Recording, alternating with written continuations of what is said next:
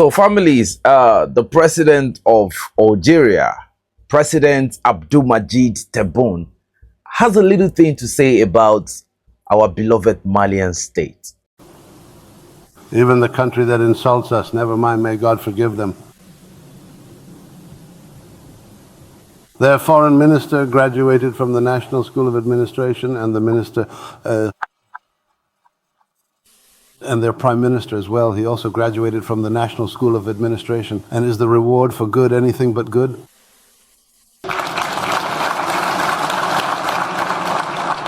So there is neither reward nor gratitude. We are the proud children of Africa with 8,000 incredible positions available for African students. They are welcome, and if we are able, we will increase this number. Guess what? Abdelmadjid Tebboune, I don't think he understands the gravity of the escalation that they once had with the Malian state.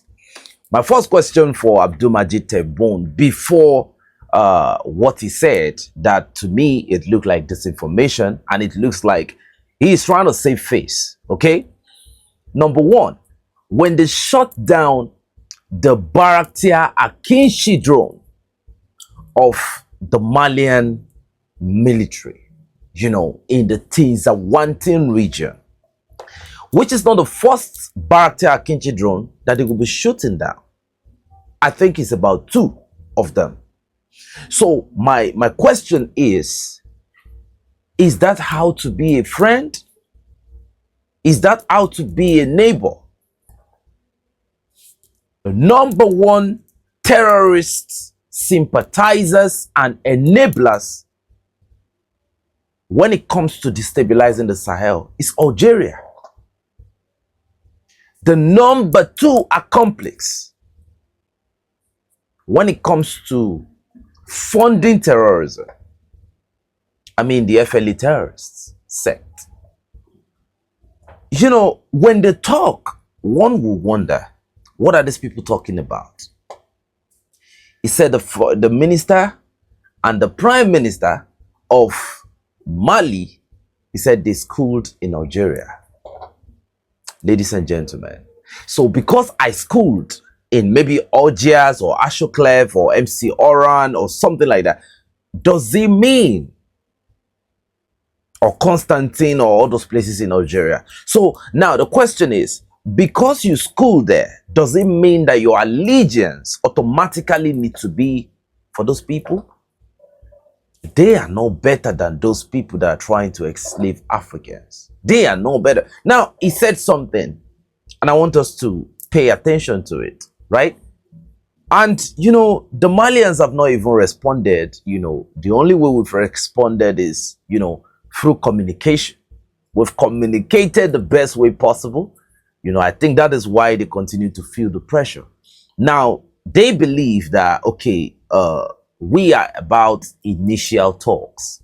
No, this is going to go on for a very long time, you know. And a lot of people know. And what they don't understand is that even when the Algerians in diaspora are being, you know, when they try to do something, let's say they want to build something, they want to invite people, people are still going to remind them that, oh, you are from a terrorist state. That is what they don't understand. You are from a terrorist state. So now he's coming to save face by saying, oh, for the country that insults us, you know, God will forgive them and all of that. Don't give us that. Don't give us that, that bull jive. We're not going to take it. Ah! Don't give us that story. We are angry. Ah!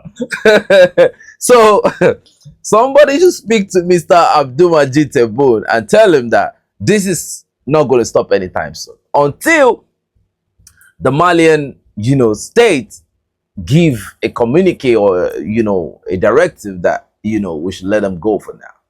You know what I mean? And we're going to continue to counter them with the truth. The question is, did you not shoot 2 of those Akinci drones down? Have you paid reparation for it?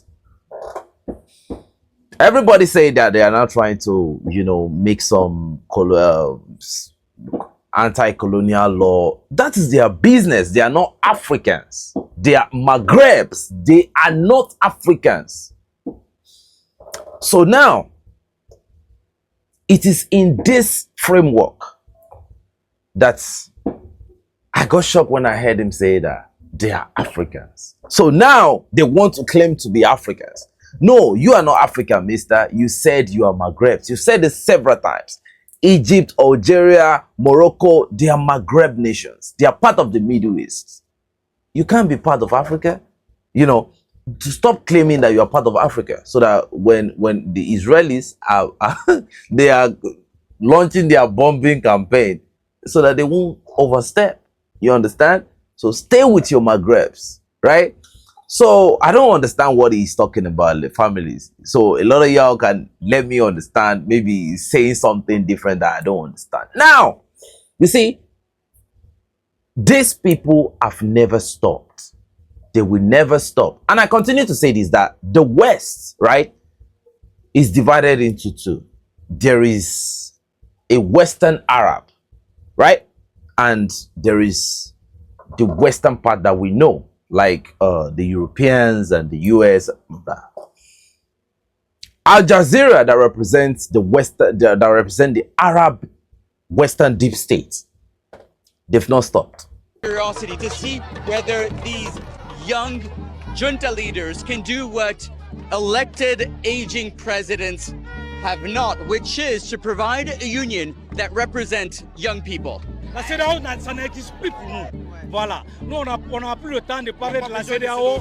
Ça dit, ça ne nous intéresse pas, quoi. S'ils veulent adhérer à l'AES, qu'ils n'ont qu'à venir. La porte est grandement ouverte et c'est pour tout le monde. Ici, c'est la liberté qui est là.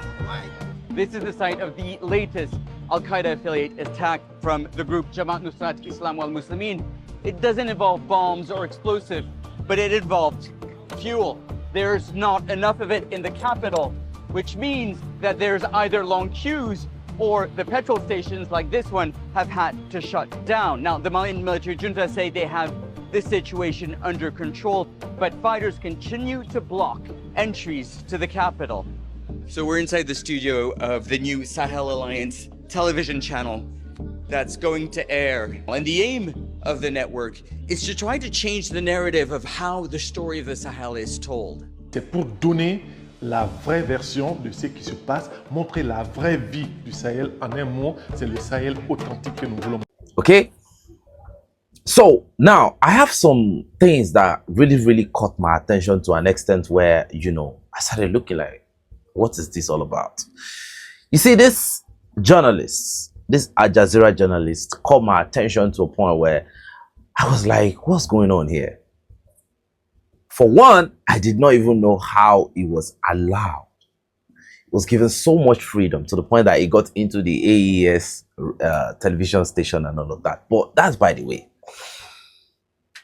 Number one, he started the disinformation campaign by saying the word junta. And you know, the Android community, we've already regularized, you know, we've given our attestation, we've given our validation to the word junta because it has no meaning to us. My original language, we don't say anything like junta. Do you understand? So if the juntas, right, they are the ones that are going to do it well, right? So let's agree, you know, we've agreed, we've reached the consensus that it is now time for the juntas. You know what I mean? So they are not going to demonize people. If these same people can spray perfume on al-Shara, the president of Syria, a man known for what he's known for. Like, this is a man that is known to have, you know, and he's now the best friend of America. So Captain Ibrahim Traore have said it before, that they will demonize certain people, but when the people, you know, become subservient to their interests, they, you know, repackage the person, probably shave the mujahideen beards, and the person becomes their ally again. You know, it's about interest. So he further continued, and family, I want you to look at what the respondents, what they told them. In fact, the citizens are saying they no longer want to be part of ECOWAS. You see, they think this is the Ivorian election or Beninese. They think this is all those other countries where the citizens no longer even have the right to their own democracy. ECOWAS have failed democracy and they failed Africa completely. It's a neo-colonial organization as it is, and even the African Union. So, families, you know, he now went further to say that the terrorists continue to attack. He said this particular location. Get it, Jack? So, when he said it, he now said that it's through fuel blockade. Imagine that as at the time of the AES summit, this type of lies, you know, it's the narrative that they're all about. They're not about the facts.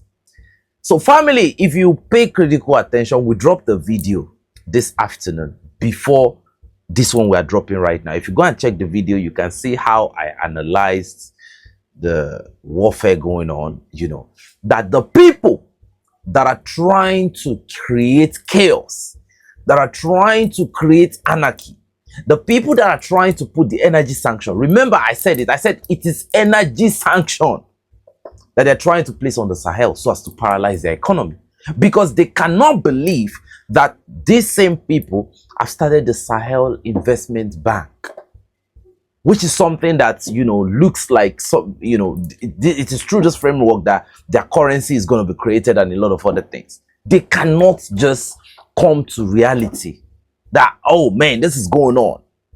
They cannot take it. Okay?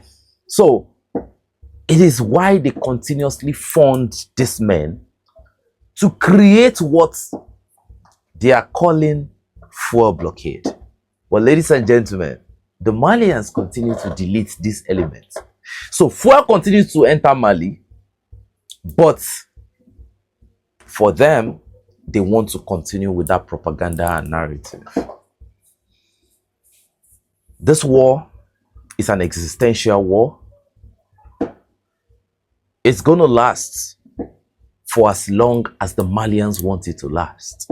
It is not that the Malians cannot launch some strategic weapon that is going to, you know, declutter a lot of elements. No, but the Malians want to, you know, when you are fighting an existential war, your objective is to break down the enemy to the point where the enemy will never have a chance. Because, okay, let's imagine the bombing mission of the United States in Nigeria, where they dropped some bombs. Some detonated, some did not detonate, and all of that. Okay?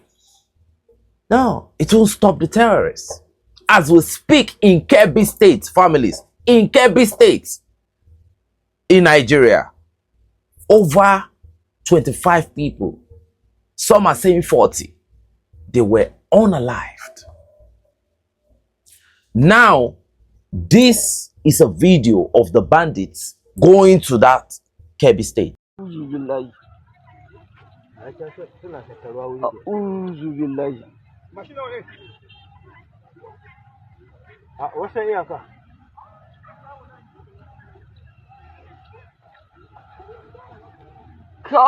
wani suna tare garin ga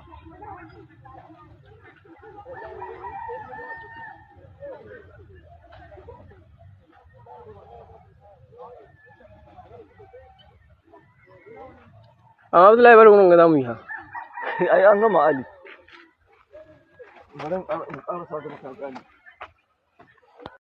right? And after they carried out this operation, there was intelligence that they were coming, but there was no security personnel. And now the villagers are now crossing through a river, like you can see in this video. Nan garin Gebe kenan Allah ya jarce mu tashi hankalin ga ɗan bandage Allah ubangiji ka kawo mun dauke inna lillahi wa inna ilaihi raji'un a'a ba komai isiya kai wanga ba sai salati ba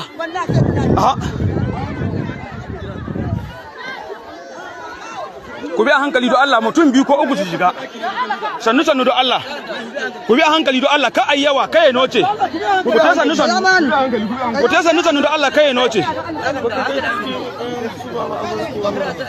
a wala ban ko gurin su nan ba amma an ce min akwai wasu mutane a can makaranta secondary can ma akwai sai gurin mutane can sun kokkoye ku bi a hankali aka je aka dawo dauki wasu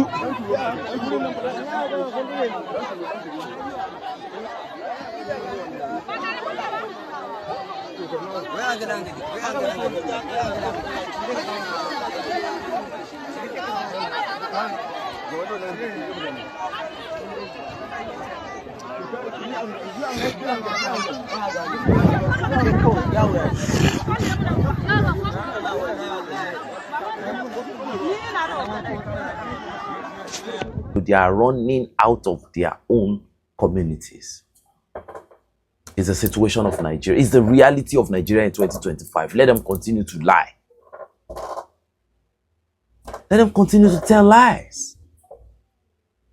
So, you know, when they come with this propaganda, you already know what time it is. Like I said the Malians continue to delete them. It is not because they don't want to create a situation that collaborates with their narrative. They are still funding that, you know, they are still trying to fund that chaos. But the Malians have already adapted and they have overcome. And like I said, it's an existential war. It's a battle of attrition. So the objective is to demilitarize the enemy to the point where even the enemy does not want to go again. You know, they continue to lose equipment, they continue to lose logistics, and they continue to lose finance. Imagine they are losing finance in Europe and they continue to lose finance in Africa, because that is what it means. You know, this is home for the Sahelian Alliance. Their mineral resources are theirs. No more, you know, illegal mining. And that is why you see that these things just continue. Like I said, only God knows where they get these recruits from. But when you have the Algerian system in Nigeria, Almajiri ne kai? Daga ina? Ba tsari. Shekarar ka nawa? Shekarar ka 4. Me aka turo kai garin nan? A tuwo da kai. Now this is what they said. Are you an Almajiri? Yes. Where are you from? I'm from Basari. What are you doing here? My father said they should bring me here. How old are you? I am 4 years old. Guess what? You are definitely going to have this type of product, you know. So the thing now is, the objective remains. We will continue to counter their narrative, because a lot of people in the Western world now, they're going to see this video and they're going to think, okay, maybe it's the reality. Now, a lot of you can see that even the people answering him, the answers they are giving him different from what he's trying to say, right? And again, we've dropped the video this afternoon. That video addressed what he is saying directly. So we'll continue the objective for as long as it will take. There's a lot to talk about, but I just said, okay, let me just, you know, put some light on this particular narrative that these people are trying to bring up. Families, you already know the story. For now, everywhere is Delta Hotel.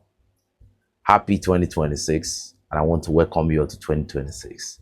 And this is how we start the year. Thank you all for your support. Homeland the deaths will always prevail. Ladies and gentlemen, in the name of freedom, I bid you all farewell. If you enjoyed the video, kindly help to hit the like, share, and subscribe button. Because if you don't, Andrej is not going to cry, because this is 2026.